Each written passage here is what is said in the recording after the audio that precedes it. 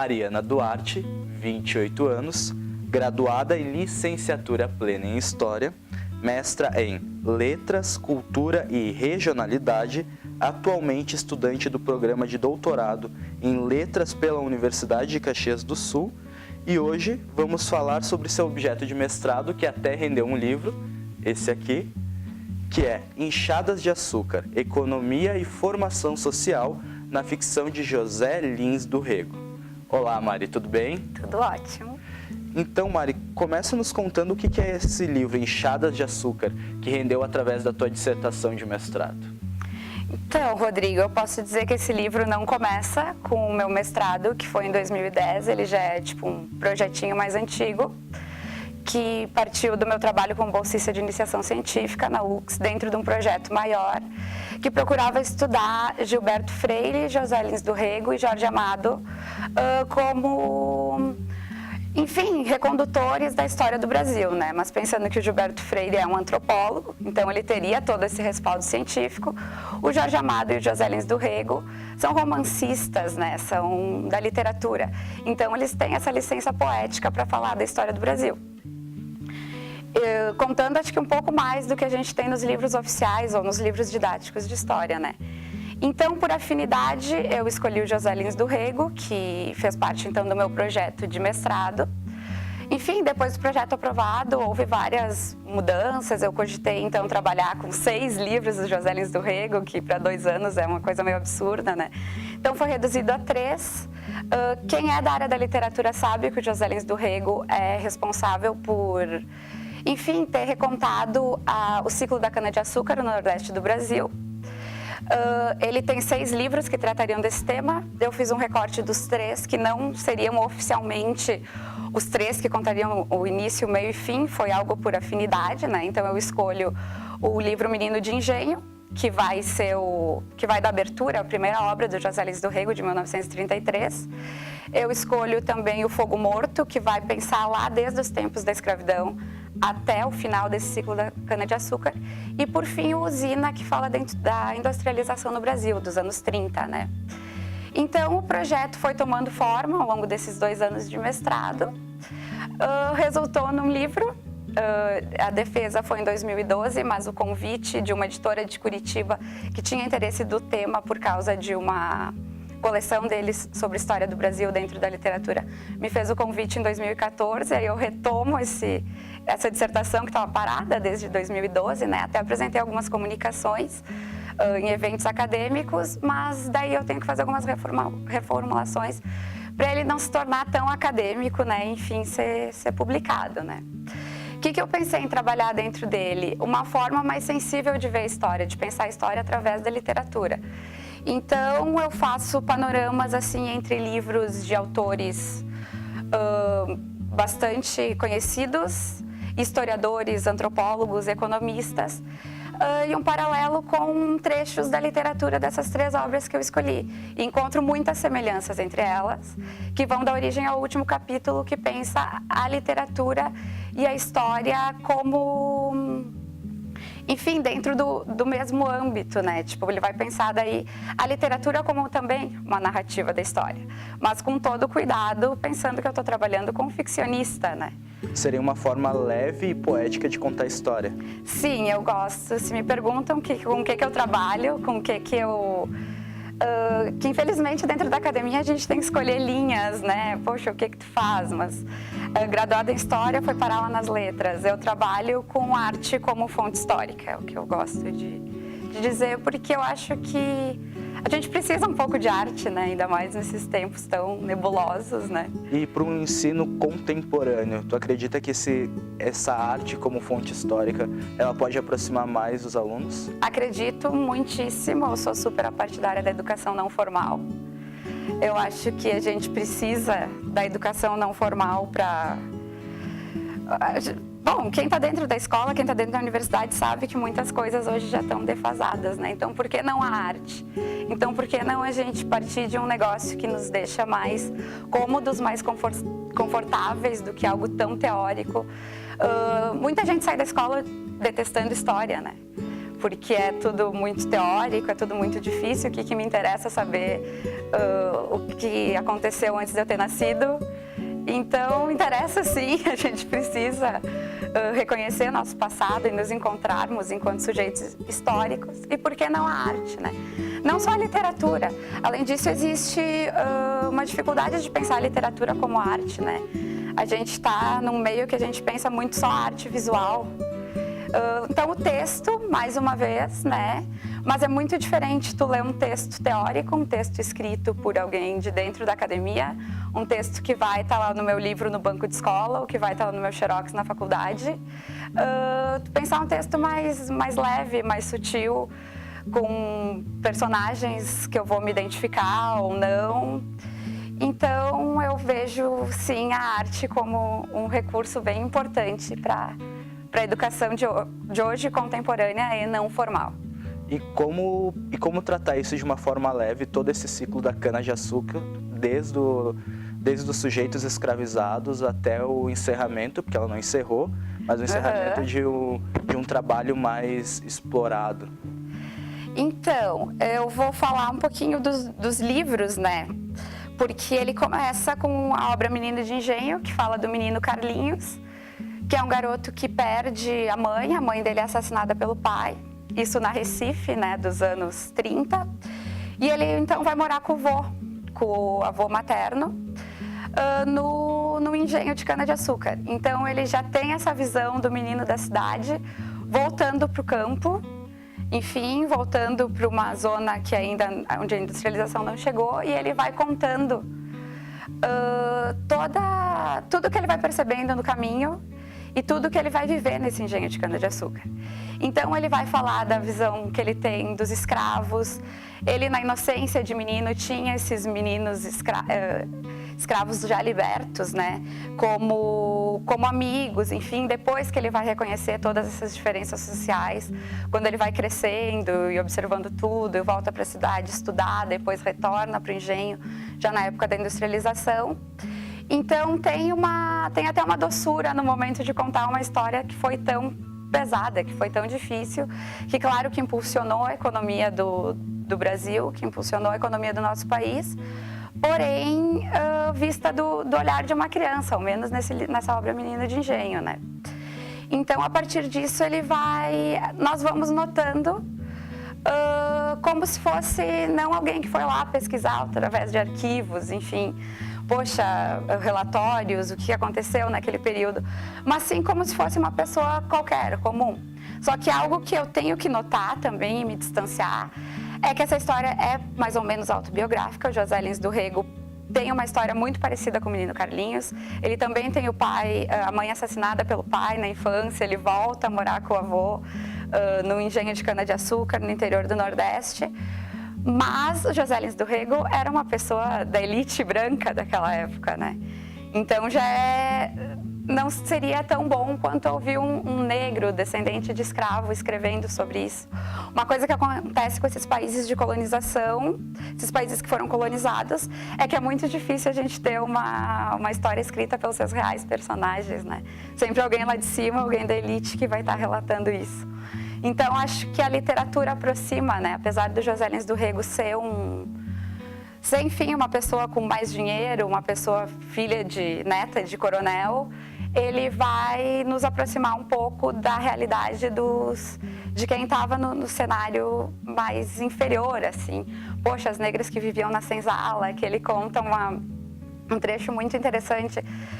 Que as negras do avô dele ficaram tão gratas com a abolição da escravatura, eles fizeram festa na noite do 13 de maio, só que no dia seguinte eles voltaram a trabalhar como se nada tivesse acontecido, né? Afinal, para onde é que eles iam ir? E daí ele fala que elas ficaram tão gratas com o fato de terem sido libertadas que elas não abriram mão de trabalhar com o avô dele no engenho. Então, a gente percebe, assim, coisas bem sutis, né? Já que ele está no meio desse ciclo cultural, né, do Nordeste, desse movimento regionalista do Nordeste, ele não é, enfim, um político escrevendo, né, sobre as mazelas daquela época. Enfim, não é quem nós gostaríamos de ler, mas eu acho que nos aproxima um pouco. Quem sabe essa falta de representatividade, falta percepção também, que às vezes não foi um não abrir mão, né? Mas foi um não ter opção. Não ter opção, né? Como licenciada em História, né? Afinal, historiador todos nós somos.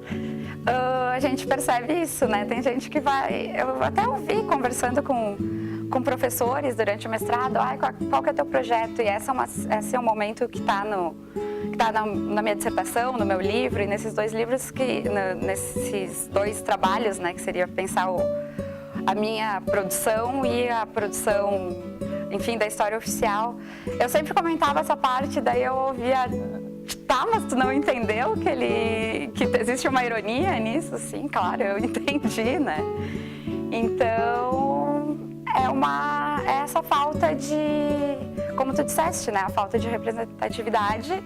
Eu vou ver mas pelo olhar de um terceiro, né? A gente fala dentro do curso de História que existe o que aconteceu para mim, o que aconteceu para ti, o que aconteceu realmente. Mas eu acho que a gente chega nesse momento da história contada de uma forma poética, que é a representatividade de uma mulher, está escrevendo esse livro, e dentro dessa contemporaneidade que surjam mais mulheres, mais negros, mais negras, mais trans também, né? Eu acho que isso que traz essa poética, essa sutileza, né? Porque muitas vezes tu saber contar a tua história através de uma forma com que tu encante os teus, pode ser que seja de alguma forma subversivo. Claro que sim, né? Tanto que a obra do José Lins do Rego me encantou. Eu acho uma leitura facílima, né? Tipo, independente... gosto muito de livros de história do Brasil, que a gente diz que está dentro dessa história real, dessa história oficial, mas eu prefiro ir por esse outro lado, né? Ir por esses bastidores e ouvir quem está na literatura, que diz muito, né? Ele está escrevendo dentro do seu meio, dentro do seu tempo, e um romancista, ele nunca vai estar distanciado da vivência dele, né? E o teu livro, o desenvolvimento dele, o que tem de Mariana aqui? Acho que tem o meu jeito de escrever, né? Que eu sofri bastante no mestrado, porque apesar da minha experiência como bolsista de iniciação científica, iniciação profissional, você está dentro de um programa de letras, é diferente escrever, as leituras são diferentes, e daí o processo de escrita se deu de outra forma, foi um pouco pesado, mas acho que o resultado foi bem satisfatório. Pensei em desistir diversas vezes, por que eu saí do meu campo, né? Mas acho que a interdisciplinaridade hoje também é necessária, né? Se eu já estou falando de algo... Se eu já estou falando, poxa, eu não gosto da educação formal, quero educação não formal, então por que não ser interdisciplinar? Acho que, principalmente dentro das humanidades, né? Uma ciência tem que beber da outra. Então, eu tenho muito de mim nesse livro, acho que 95% na forma da escrita. Tentei ser bastante clara, tentei não enrolar. E o que tem meu também são essas comparações, né? Eu gosto, quem pegar o livro em mãos vai ver diversas citações comparativas, assim, história oficial, literatura. E vai ver as semelhanças, mas acho que se a gente tivesse a oportunidade de vou fazer a leitura de uma e de outra sem ver quem é o autor, elas vão se confundir, mas vai haver uma preferência de leitura do que for literatura, do que for arte. E tu acredita que esse processo se dá por quê? Acho que quem gosta de ler, quem está nesse meio cultural, enfim, de gostar, de aceitar a arte, de não ver a arte apenas como estética, vai compreender muito bem esse processo, né? De buscar, enfim, tudo que é produzido por artistas, um pouquinho de história, né? Seja regional, seja nacional. E como que se fecha esse desdobramento das enxadas de açúcar? Como que essa economia e formação social se fecha dentro do teu livro? Eu gosto muito do capítulo que trata sobre a formação social, que fala das pessoas, né? E até não só coisas boas, enfim, a gente sabe que assim como os negros tiveram não vou dizer um fim, a história são processos, né? A história não se fecha, assim como esse livro não tem um final, ele vai dar margem para outras pesquisas. Também os homens brancos, usineiros, donos de engenhos de cana-de-açúcar, também não vão ter com a industrialização no país, também eles não vão ter um final assim muito interessante, muito agradável, né? Até tem um trecho que diz que senhores de engenho que viviam como príncipes hoje não têm mais o que comer. E a parte da economia, enfim, é um pouquinho mais dura, vai falar do Brasil mesmo. Eu acho que quem estuda a história do Brasil compreende muito os fenômenos que estão acontecendo hoje em dia, principalmente desde 2013, né, e o que foi acontecer nesse ano de 2016. E ele fecha, então, com esse paralelo da história e da literatura. Enfim, da importância da história, o que é história, o que é literatura. É aí que surge o fechamento dele, né? Poxa, eu li tudo isso, por quê? Não, eu procurei explicar e fazer esse término, fazer esse fechamento, se encaminhar, enfim, para uma discussão de o quanto eu posso estar usando das ciências para compreender melhor meu passado e, sendo bem clichê, né? Entender o nosso presente, fazer o melhor no futuro, talvez não repetir alguns equívocos, né? E Mari, realmente acredita que de alguma forma esses senhores de engenho não têm o que comer? Porque a gente vê na nossa atual conjuntura que muitos dos grandes empresários do Brasil, eles são descendentes de latifundiários, né? Sim. Hereditariedade de capitanias, né? E tu realmente acredita que essas pessoas, elas não chegaram a um ponto de não ter o que comer? Algumas sim, e as que a gente vê até hoje são as que de alguma forma conseguiram se manter no poder, né? Infelizmente com o trabalho de outras pessoas, nunca com o trabalho direto delas, né? Mas muito daquele senhor que era quem mandava no engenho não vai resistir à industrialização. Assim, no Rio Grande do Sul, vamos dar um exemplo mais próximo, quem vivia das charqueadas talvez não teve capacidade de sobreviver à chegada do frigorífico, né? E então são peneiras, né? Infelizmente o mais forte sempre vai sobreviver. O mais forte dentro daqueles padrões delimitados por eles, né? Que com certeza não são os nossos, né?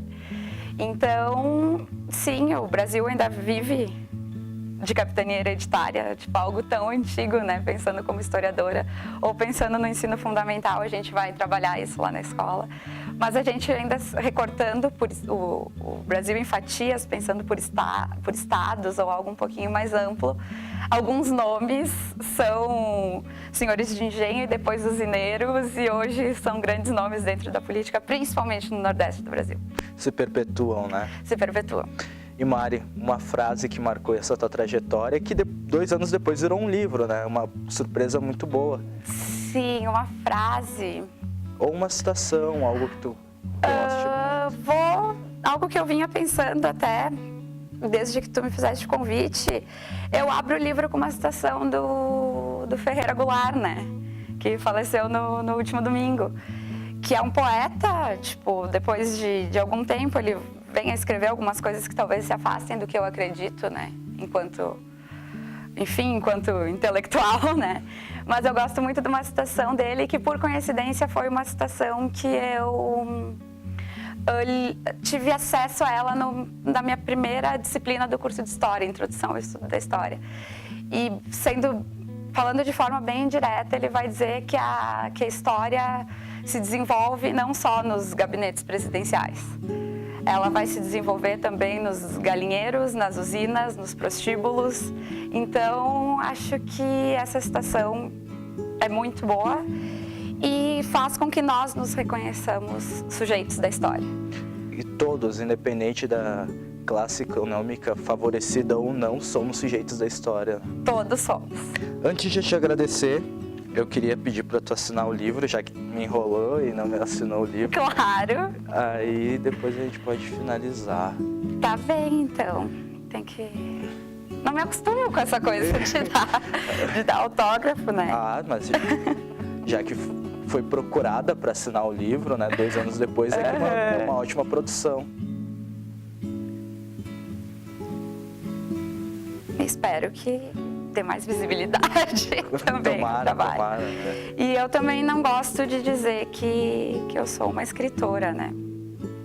Acho que isso aqui é a parte de uma pesquisa, né? Eu acho que eu ainda não me equiparo com quem são os grandes escritores, né? Mas eu acho que o grande processo é sempre se reconhecer como um devir, né? Sempre fluindo, nunca permanecendo.